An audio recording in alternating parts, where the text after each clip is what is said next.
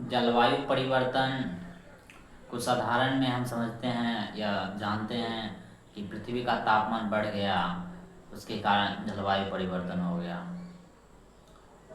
ये बहुत सरल भी है समझना और थोड़ा जटिल भी है। इसके तह तक जाएंगे तो देखेंगे यहाँ प्रत्येक जो काम हम करते हैं, चाहे कोई भी काम कर रहे हैं, कोई भी क्रिया कर रहे हैं, अगर वो फिजिकली हो रहा है, ज़्यादातर जो काम होता है लगभग 100% भी कह सकते हैं, तो उससे क्लाइमेट चेंज का कनेक्शन प्रत्यक्ष अप्रत्यक्ष रूप से आप तुरंत देख सकते हैं। क्लाइमेट चेंज को हम सुनना नहीं चाहते हैं या उसको समझना नहीं चाहते हैं। उसका मुख्य वजह है कि हम अपनी गलतियों को, अपने बेवकूफ़ी को देखना नहीं चाहते हैं। तो UNFCCC के मुताबिक क्लाइमेट चेंज क्या है और वो क्या प्रभाव कर रहा है। ये एक United nation framework convention on climate change, उसका पेपर है। तो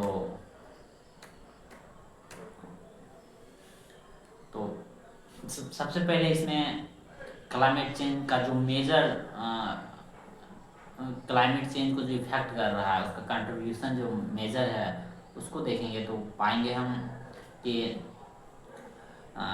फ्यूल जो हम बर्न करते हैं, फ्यूल कोई भी प्रकार का ईंधन जो हम जलाते हैं, उसका सीधा न सीधा प्रभाव पड़ता है हमारे पर्यावरण पर, हमारे वातावरण पर। तो rising fossil fuel burning and land use change have emitted and are continue to emit increasing quantity of greenhouse gas into the earth's atmosphere। जो भी हम कर रहे हैं राइजिंग फॉसिल फ्यूल बर्निंग, हम फॉसिल फ्यूल को जितना बर्न कर रहे हैं, लैंड को जितना यूज़ कर रहे हैं, उससे एक इमिट हो रहा है, वो गैस इमिट हो रहा है जिसको हम बोलते हैं ग्रीन गैस बोलते हैं, ग्रीन हाउस गैस बोलते हैं। तो उसमें से सबसे पहला जो गैस आता है carbon dioxide, methane, nitrogen dioxide, ये मेजर गैस है जो ज़्यादा क्वांटिटी में बर्निंग करने के बाद, लैंड यूज़ करने के बाद हम यूज़ करते हैं। अब ये गैस कैसे क्लाइमेट चेंज को प्रभाव करता है, ये हमारे अर्थ सरफेस को या एटमॉस्फेयर को कैसे इफेक्ट करता है, उसको देखने के लिए पहले इसका गुण देखेंगे। ये जो गैस होता है, ज़्यादातर जो गैस है मेजर, वो हीट को एब्जॉर्ब करता है, यानी कि हीट को अपने अंदर रखने की क्षमता है ज़्यादा देर तक है। Rise this gas cause rise the amount of heat from the sun, ये सन को बहुत ज़्यादा एब्जॉर्ब करते हैं, सन की हीट को बहुत ज़्यादा एब्जॉर्ब करते हैं। और जो मेजर हीट जो आता है पृथ्वी पर, वो सन से ही आता है। The increase in heat had lead, अब ये जितना सारा गैस, ये जो हीट हो रहा है और हम बर्न कर रहे हैं नीचे से बहुत सारा गैस को, ऊपर से गैस का जो क्षमता है वो कर रहा है, सन का जो हीट होता है उसको एब्जॉर्ब कर रहा है, अपने अंदर रख रहा है ज़्यादा देर तक। और जहाँ भी हम किसी गर्मी चीज़ को रोकेंगे तो वहाँ का जो वातावरण है वो गर्म होगा ही, इन्वायरमेंट गर्म होगा ही। और ये जो क्वांटिटी में होगा, बहुत बहुत बहुत ज़्यादा क्वांटिटी में अगर गैस हो रहा है तो पूरा का पूरा पृथ्वी गर्म होगा। बस और कुछ नहीं, बस यही है जलवायु परिवर्तन, यानी पृथ्वी का स्वास्थ्य में गड़बड़ी को ही जलवायु परिवर्तन कह सकते हैं। हालांकि इसका एक ही भाग लिया जाता है, या सही भी है कि पृथ्वी का तापमान अगर सुनिश्चित से ऊपर बढ़ रहा है तो वही जलवायु परिवर्तन है। अब ये गैस, वैज्ञानिकों का कहना है कार्बन डाइऑक्साइड गैस एक मात्रा में बहुत बढ़िया भी होता है, पर वो एक लिमिट तक रहे तब। कार्बन डाइऑक्साइड गैस अगर पीपीएम में 278 रहे तो भी चलेगा, 240 शायद होना चाहिए पीपीएम, तो बढ़िया है। अगर उसमें नहीं है, उससे ज़्यादा अगर हो रहा है तो यानी कि कुछ गड़बड़ हो रहा है धीरे धीरे धीरे धीरे, और जितना उसका क्वांटिटी ज़्यादा होगा उतना ज़्यादा गड़बड़ होगा।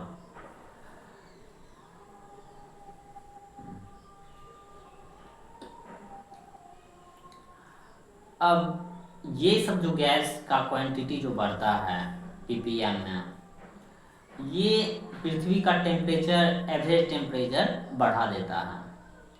वैज्ञानिकों का कहना है कि जो टेम्परेचर है ये बहुत ज़्यादा राइज करने वाला है 2100 तक, यानी कि 2099 जो हम बोलेंगे, उसके बाद टेम्परेचर लगभग उस वक्त हमारे पास जो पृथ्वी का टेम्परेचर होगा 3 डिग्री सेल्सियस होगा। वैज्ञानिकों का कहना है कि अगर 1.5 डिग्री सेल्सियस अगर ऊपर जा रहा है कोई भी चीज़, तो उसका जो क्वांटिटी, पृथ्वी का जो बायोडाइवर्सिटी है, इकोलॉजी है, पूरा का पूरा तहस नहस पर चल जाएगा, होना शुरू हो जाएगा 1.5 डिग्री में बहुत ज़्यादा।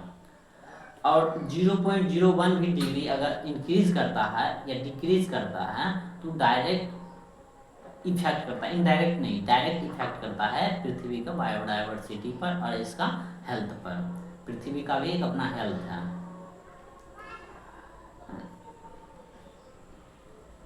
और कुछ वैज्ञानिक तो ये भी प्रिडिक्ट करते हैं कि ये लगभग 4 डिग्री सेल्सियस ना चल जाए ये ग्लोबल।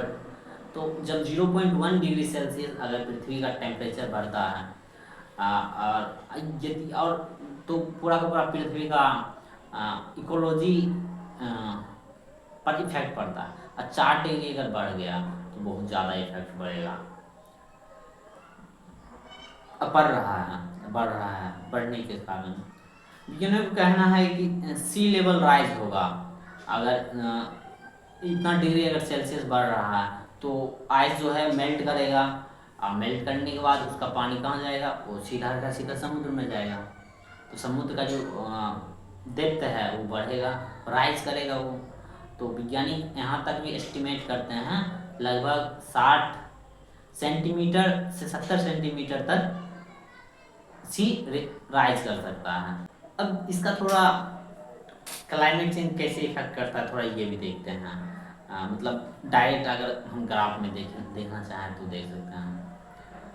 ह्यूमन एक्टिविटी इसमें मेजर कारण है, वही कारण है ह्यूमन एक्टिविटी। सालों तक माना गया था या मानते आ रहे थे कुछ लोग या बर्फ फैलाने वाले कि ये जो काउच हो रहा है ऑटोमेटिक है, इसमें ह्यूमन डेवलपमेंट का कोई हाथ नहीं है, मतलब ह्यूमन का जो कोई भी इसमें जिम्मेदारी नहीं है या इसमें कुछ भागीदारी नहीं है।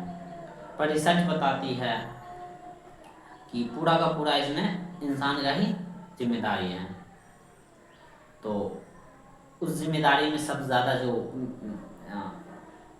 फैक्टर है, जो चीज़ इन्वॉल्व है कार्बन डाइऑक्साइड मीथेन ज़्यादा बढ़ाने में, तो सबसे जो है इंडस्ट्री है, जितने भी तरह की इंडस्ट्री है, ट्रांसपोर्ट है, फॉसिल फ्यूल जितना भी हम बर्न कर रहे हैं, ट्रांसपोर्ट के अंदर फॉसिल फ्यूल बर्न भी आ जाना चाहिए।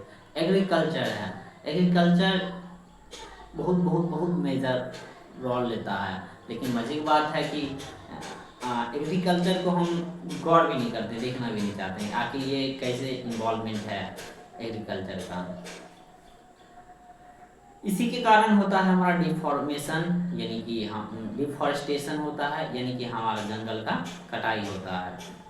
लैंड यूज चेंज होता है, जिस तरह से हम लैंड चेंज करते थे पहले कि इतना इतना करना, इतना पेड़ के लिए छोड़ देना, हालांकि ऐसा इंसान नहीं करता था कभी भी ना, लेकिन फिर भी जहाँ पर वैज्ञानिकों का कहना है कि एक अनुपात में पेड़ रहना चाहिए, उससे कम पेड़ पौधे नहीं होना चाहिए, उससे पृथ्वी का स्वास्थ्य पर प्रभाव पड़ता है, और पृथ्वी का स्वास्थ्य पर प्रभाव पड़ेगा तो उसके बच्चे पर भी पड़ेगा, और इंसान भी उसका एक बच्चा है।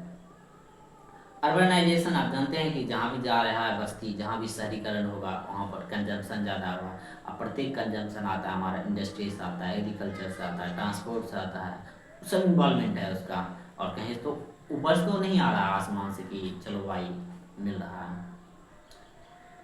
हाँ,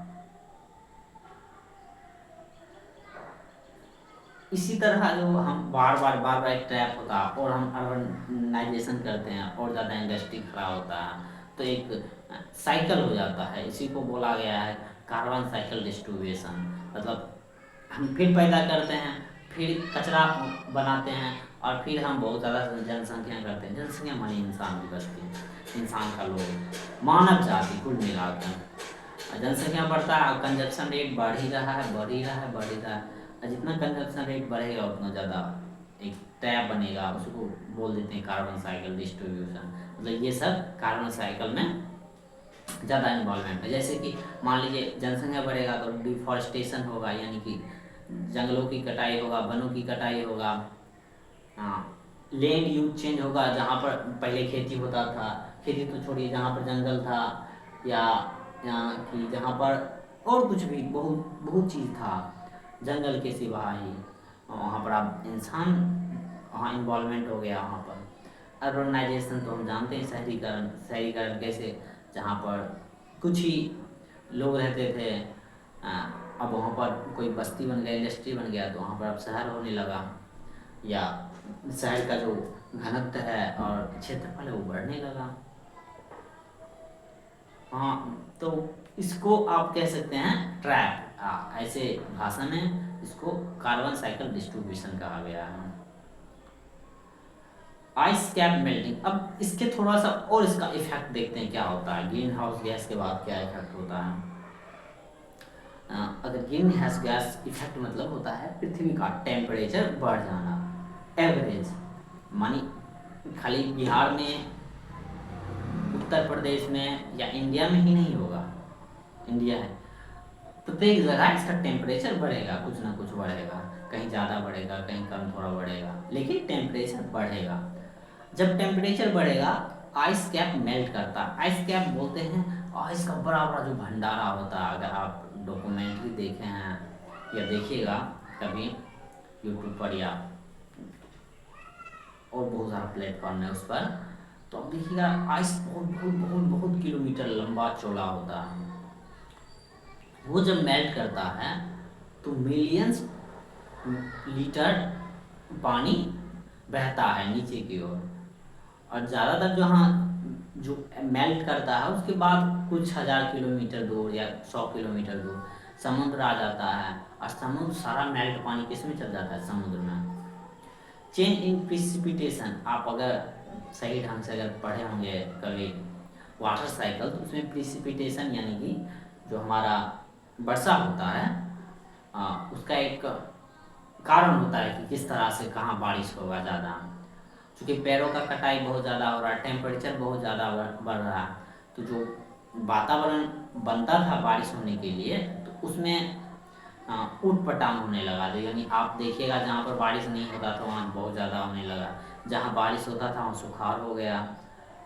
रेगिस्तान में बारिश खूब हो रहा है, बारिश ही नहीं हो रहा है, यहाँ तक कि बर्फ़ भी हो रहा है। इसको बोल सकते हैं change in precipitation. Water temperature भी बढ़ता है, बिल्कुल पूरा पृथ्वी का टेम्परेचर बढ़ेगा, पृथ्वी का सरफेस का, तो सरफेस पे वाटर भी है। ओशियन सर्कुलेशन अप लेवल, अब क्या है, जो ओशियन है और मेल्ट होकर जो पानी आ रहा है अंटार्कटिका से या ग्लेशियर से, तो कहाँ जा रहा है, समुद्र में जा रहा है। तो जो है ओशियन का जो डेप्थ है वो बढ़ रहा है, वो राइज कर रहा है। एवरेज टेम्परेचर राइज, ये हमेशा होते रहेगा, फिर राइज होगा, फिर राइज होगा, फिर राइज होगा। तो इसी के अंदर फिर कुछ और जो भयानक होगा वो हमें दिखाई नहीं देता है, तो उसको हम देखते हैं। सी लेवल राइज हो जाएगा, सी लेवल राइज होगा। Loss of traditional life style, traditional बोलते हैं जो जंगलों से हम खाते थे पीते थे, वो सब बहुत सारा डिस्टर्ब होगा। डिजास्टर आएगा, जैसे में सूखा आएगा, बाढ़ आएगा, बायोडाइवर्सिटी लॉस होगा। अगर आप रिसर्च देखिए तो आप पाएंगे कि जो हमारा प्रजाति है वो पृथ्वी पर रहने वाले, हमारे पृथ्वी पर रहने वाले वो प्रजाति बहुत ज़्यादा मात्रा में एक्सटिंड हो रहे हैं, यानी विलुप्त हो रहे हैं। कोई कोई प्रजाति 80% विलुप्त हो रहा है, कोई 70%, कोई 100% विलुप्त हो गया है। अगर रिपोर्ट का माने तो 100 से 400 के बीच, यानी कभी कभी 1000 भी चला जाता है, एक दिन में प्रजाति विलुप्त हो जाता है। प्रजाति बोलते हैं जैसे मनुष्य एक प्रजाति है, मनुष्य का एक प्रजाति है, मनुष्य प्रजाति, कुत्ता का एक अलग प्रजाति, यानी कि पूरा का पूरा एक प्रजाति नष्ट हुआ तो पूरा का पूरा मनुष्य ही नष्ट होना होगा अगर मनुष्य प्रजाति का नष्ट हुआ तो। इसी तरह 100 से लेकर 1000 तक का प्रजाति प्रतिदिन विलुप्त हो रहा है। किसके कारण? क्लाइमेट चेंज के कारण। और इसका इन्वॉल्वमेंट जो सबसे ज़्यादा या एक ही कारण है वो है ह्यूमन एक्टिविटी। इकोनॉमी लॉस होगा ही। देखिए अगर क्लाइमेट चेंज का भी बहुत बड़ा हाथ है, एग्रीकल्चर जो हमारा कभी कभी कम हो रहा है, जहाँ बारिश होना था हुआ नहीं, जहाँ नहीं होना था वहाँ हो रहा है। तो एक अनुकूल के कारण एक हम फसल उगाते हैं कि इतना टेम्परेचर में ये होगा, इतना मॉइस्चर चाहिए इस फसल के लिए, तो हम उस तरह से उसको उगाते थे। लेकिन अब क्या होने लगा किसानों के साथ कि जहाँ पर बारिश नहीं होना है वहाँ बारिश बहुत ज़्यादा हो जाता है, जहाँ पर होना है वहाँ होता ही नहीं है, तो पूरा का पूरा फसल बर्बाद हो जाता है। उसके कारण भी इकोनॉमी लॉस्ट हो रहा है, इकोनॉमिक लॉसेज हो रहा है। और जो एक्टिविटी है जो हम करते हैं वो ज़्यादा एक्टिविटी बाहर आउटडोर में नहीं हो पाता, क्योंकि टेम्परेचर 40 डिग्री, 42 डिग्री, 38 डिग्री हमेशा रहता है गर्मियों के दिनों में। तो बहुत सारा आदमी चाहेगा काम करना भी तो आउटडोर नहीं कर पाएगा। और ये रही, और उसमें बहुत सारी बातें आती हैं जब हम इकोनॉमिक लॉसेज जाएंगे तो फेमिनाइंस हो जाएगा, यानी बहुत सारा भुखमरी भी आ सकता है। अगर रिपोर्ट का माने तो लगभग कुछ करोड़, हमें नहीं पता, नहीं पता सही से, कुछ करोड़ लोग भुखमरी के अंदर आने वाले हैं और आ रहे हैं लाखों की सैकड़ा में, और लाखों की सैकड़ा में आदमी भी मारे जा रहे हैं या मर रहे हैं, यानी हत्याएं हो रही है उनकी जलवायु परिवर्तन के कारण। हत्याओं को कौन कर रहा है? वो इंसान कर रहा है, क्योंकि जलवायु परिवर्तन कौन जन्म दे रहा है? इंसान दे रहा है, ह्यूमन एक्टिविटी। तो कहीं ना कहीं जो लाखों की हत्या हो रही तो उसमें इंसान का करतूत है। हाँ,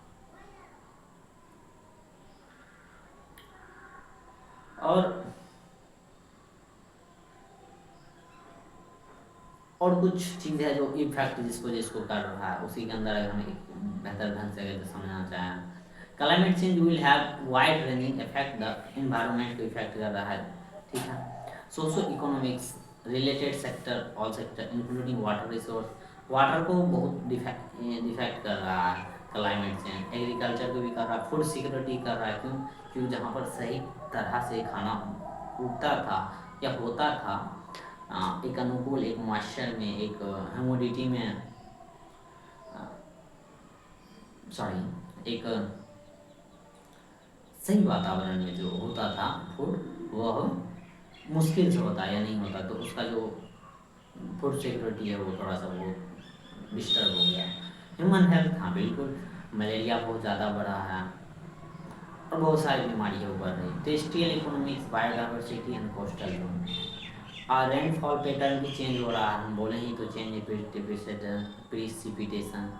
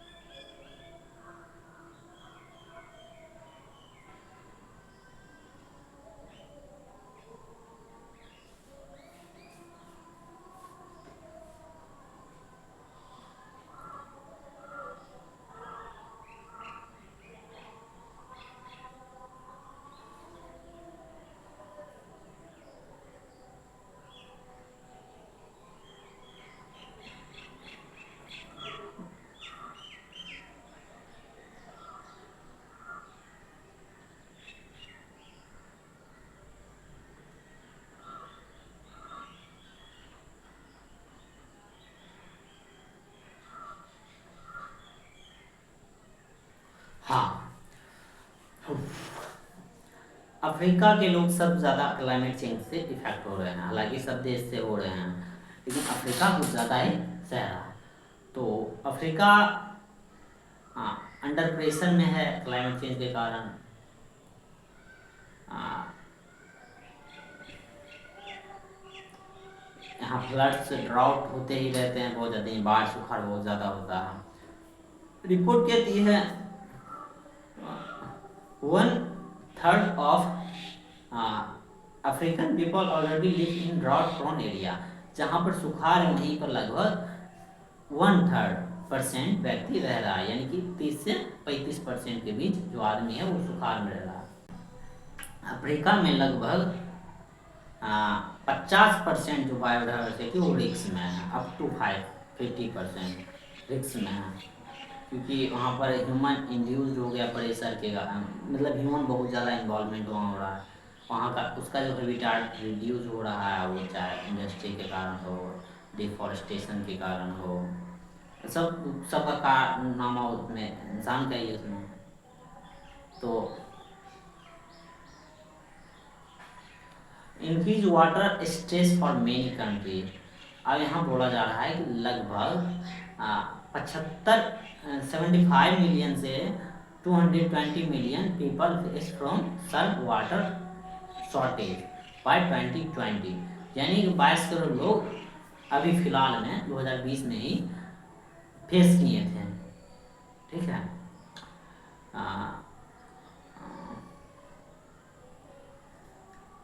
बहुत ज़्यादा एक्सट्रीम इवेंट देखने को मिल रहा है सब जगह।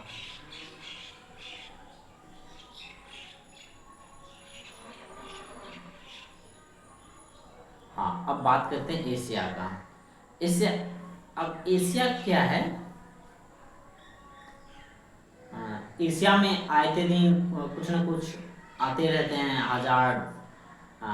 नेचुरल हजार्ड्स आते हैं, जैसे सुनामी आ जाता है, अर्थक्वेक आ जाता है, लैंडस्लाइड आ जाता है, ड्राई स्पेल हो जाता है, रेनफॉल इंटेंस हो जाता है, tornadoes, snow avalanche, thunder storm, dust storm, ये सब बहुत ज़्यादा मात्रा में देखने को मिल रहे हैं। अगर हिंदी में बोले तो सुखाड़ आ जाता है, जो लू बोलते हैं वो आ जाता है, जिसको हीट वेव बोला जाता है। प्रोलॉन्ग ड्राई स्पेल्स, यानी कि बहुत लंबा चलने वाला सुखाड़ आ जाता है।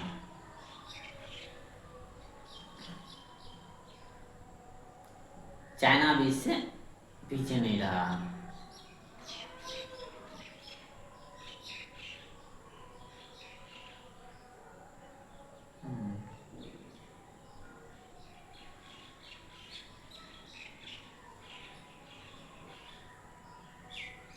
अब जो एशिया में है, एशिया में लगभग 100 मिलियन पीपल फ्रेश वाटर के लिए लड़ने वाला है, वहाँ स्ट्रेस पैदा हो गया है। बहुत ज़्यादा ग्लेशियर मेल्ट हो रहा है, मिलियंस, टेंस ऑफ मिलियंस, यानी लाखों की संख्या में, करोड़ मान लीजिए, कुछ करोड़ की संख्या में व्यक्ति कहाँ रह रहे हैं, कोस्टल एरिया में रह रहे हैं, south and south east Asia में, जहाँ पर राइजिंग ओशियन इफेक्ट करने वाला, अगर सी लेवल बढ़ रहा है, राइज कर रहा है, तो उसको डायरेक्ट इफेक्ट कर रहे हैं। तो क्लाइमेट चेंज का बहुत बहुत विस्तार में बात हो सकता है।